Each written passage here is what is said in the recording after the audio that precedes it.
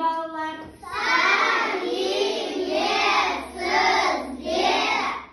Қалекең, көңіл-күйлерің қандай? Тамаша. Ендеше біз балалар әліппе сабағын бастайық. Бүгінгі біздің әліппе сабағымыз ерекше өтпекші.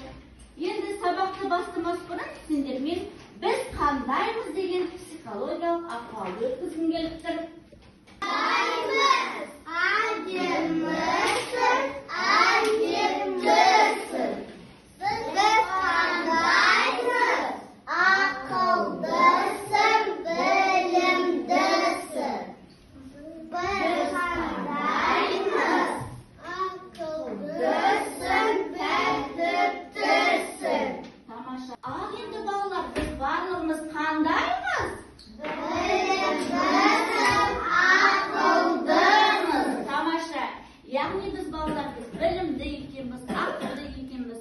Осылай білімді болып, тәрбиелі болып, біз бүгінгі сабағымызды бастайық. Біз кешегі сабақта қандай әріппен таныстық? Д әріппен танысқан екенбіз, иә? Д бізде қандай дыбыс? Дауыссыз, ұяң дыбыс екен. Тамаша балалар. Енді Д әріпі кездесетін қандай сөздерді кездеседі? Домбыра, дала, дыбыс деген дана. Тамаша балалар. Үнді дегенде Д әріпі кездеседі екен. Біз сендермен қандай ереже білеміз? Д әріпі сөздің басында да, ортасында да, соңында да кездеседі. Тамаша. Енді балалар сендерге Д әрпіне байланысты оқулықтағы сөздерді оқуға берген болатында, иә? Қаншалықты дайындалып келгендеріңді осы стакандарды алу арқылы сендерді тексеретін боламын. Яғни стаканның астында сөздер жасырынған екен. Яғни қазір мен осы жерге екі баланы шығарамын, екі бала жақсы оқу керек. Сосын сендерді бағалап отырамын. Келістік пе? Жақсы, ал Канеке кім шығады? Алижа кім? Алина шығады, және Ансар шығады.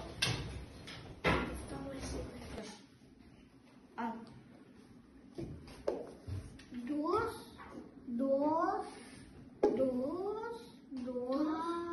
Тамаша, тез.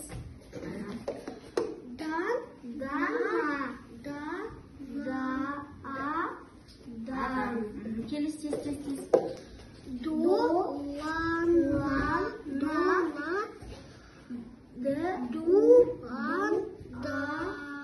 Дуадақ. Тамаша, тез.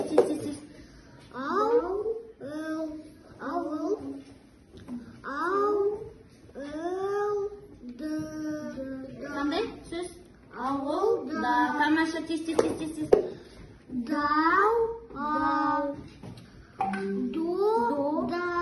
Тамаша, тез. Кім жылдамайды?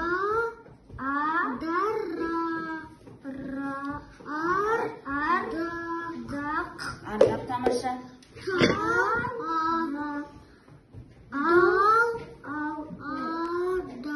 Тамаша. Ансар бірінші бітірді. Қандай сөз? Далада. Тамаша. Ансар.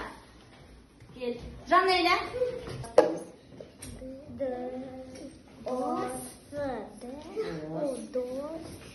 Мама оқуға келесің? Оқыды. Ал Мансұр саған тағы да әлі оқу керек үйде. Жарай ма? Жақсы.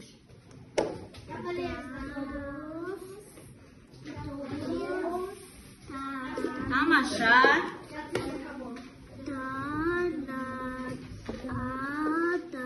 Тамаша. Ayarım, Mынаны оқуым кеттім. Ал жарайсың міне. Аяру саған тағы үйді қайталап жүр. Жарай ма? Бүгінгі сабақта сендермен Ш әрпімен және дыбысымен танысамыз.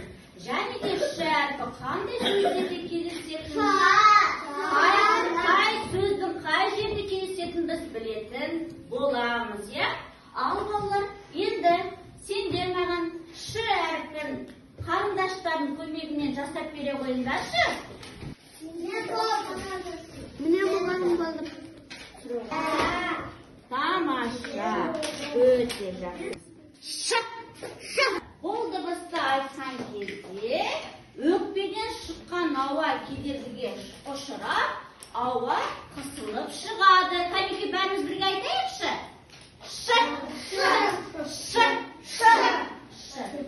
Яғни балалар ш әрпі бізде қандай түске боялған екен? Көк. Яғни оны біз қай үйге жатқызамыз? Ол қандай дыбыс? Қатаң, дауыссыз дыбыс екен. Тамаша, міне салдық, е? Жарайсыңдар. Балалар, тақтаға назар аударайықшы. Біз сендермен тақтада сюжетті картина көріп тұрмыз, е? Суреттен балалар, сендер кімді көріп тұрсыңдар? Балалар. Балалар нешеу? Енді балалар осы балаларға ат қояйықшы, ш әрпіне кездесетін. Шырын болсын, мына шынар болсын. Ал мынау бала шыңғыс болсын. Жарай ма? Шыңғыс, шынар, шырын. Түсінікті ма? Жақсы. Балалар қайда жүр? Аулада жүр, е? Балалар шыңғыс, шарын, шырынға сары шар берді, ал шынарға жасыл шар берді. Қайталаймыз.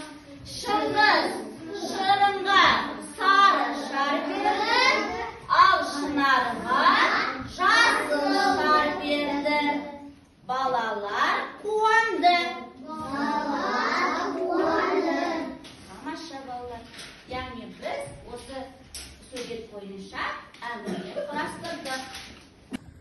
Балалар, мұнда назар аударайық. Қазір мен сендерді қуаныш деген мәтінмен таныстырайын. Қуаныш. Бұл мәтінді мен сендерге оқып беремін, ал сендер мұқият тыңдаңдар. Шынар мен шырын аулада. Шонар шармен шықты. Шырын сары шарды ал. Шынар сен қызыл шарды ал. Олар қатты қуанды. Неге бұл мәтін қуаныш деп аталып тұр, айтыңдаршы? Олар қуанады. Себебі олар қуанады. Не үшін қуанды? Оларға не берді? Шар берген үшін олар қуанды екен. Жақсы. Адамның аттары қандай әріптен басталып жазылады? Бас әріптен басталып жазылады екен. Тамаша.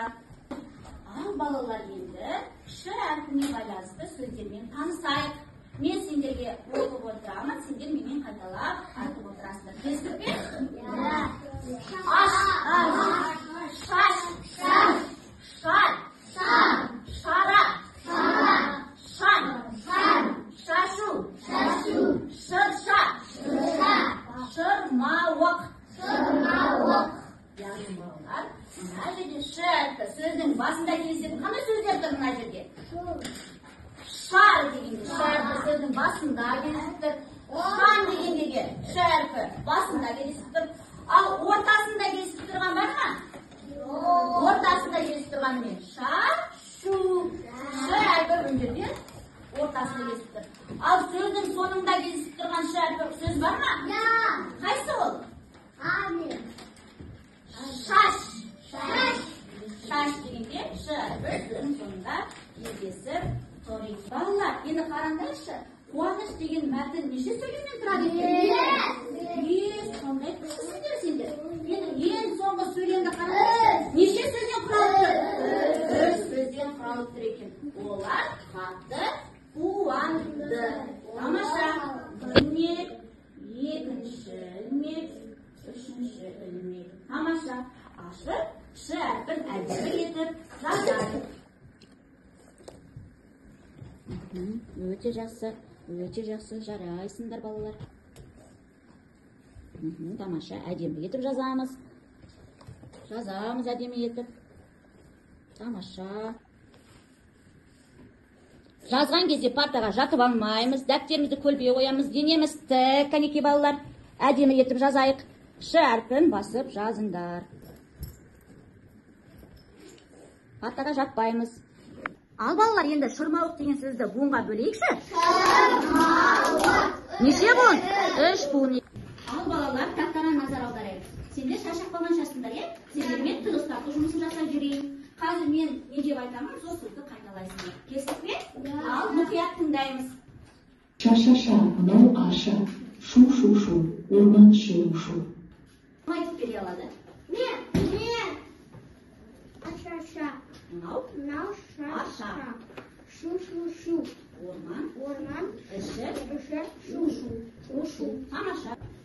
Балалар, тақтаға назар аударайықшы. Не көріп тұрсыңдар? Ребус екен. Сендер ребусты шешкен жақсы көресіңдер ғой? Жақсы. Ребуста қандай сөз жасынғанын кәнекей бәріміз бірге табайық. Бұл ненің суреті? Шырша. Сосын шырша қандай сөз? Содан кейін нені көріп тұрсыңдар? Яғни шырша деген сөзді неше әрпін алып тастаймыз, балалар? Неше әрпін алып тастау керек? Тамаша, міне. Шырша. Оның екі әрпін алып тастаймыз. Оған м әрпін қосамыз. Ал бұл не екен?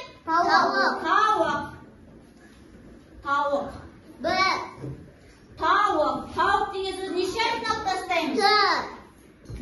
Неше әрпін алып тастаймыз? Бір әрпін алып тастайды екенбіз. Кәнекей. Шырмауық. Тамаша. Яғни бізде балалар шырмауық деген сөз шыққан екен. Шырмауық.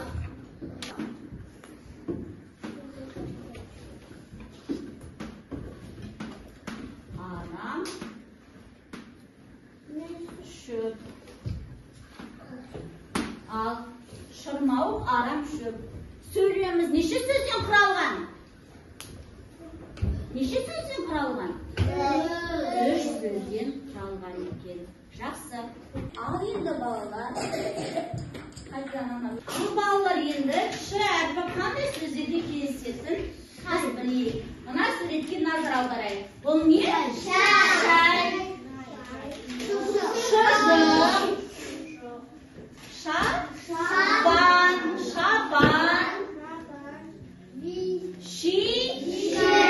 Шие. Бұл не балалар? Кигізетін бір бөлшегі не? Шаңырақ екен. Балалар, мына тақтаға назар аударайықшы. Не көріп тұрмыз? Буындарды көріп тұр екенбіз. Яғни буындар берілген, сол буындардан біз сөз құрастыруымыз керек. Ал кәнекей, кім бірінші буыннан сөз құрастырамын дейді? Келе ғой, Сұлтан. Тез, кәнекей. Оқиғы. Тамаша. Шара. Кәнекей. Қошмет көрсетейік. Тамаша. Келесі. Келе ғой. Ал, Рауана, қандай буынды алдың сен?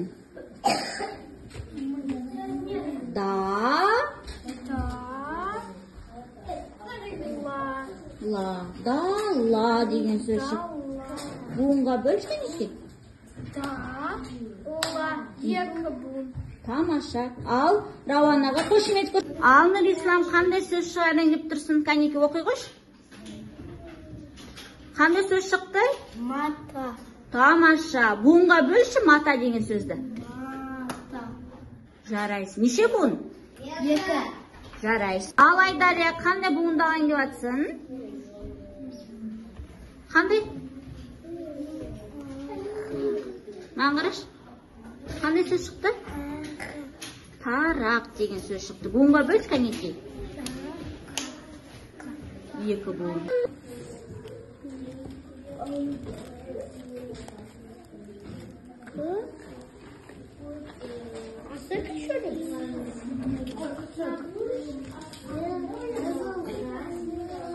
Ал балалар, бүгінгі сабақ қаншалықты түсінікті болғанын біз сендермен білім қоржыны арқылы бағалайтын боламыз.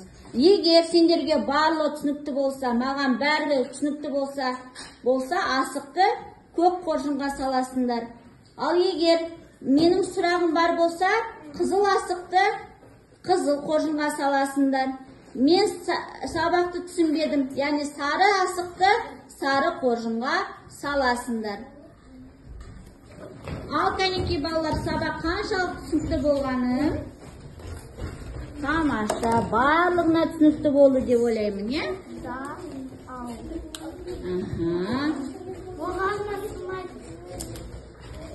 Кім салды?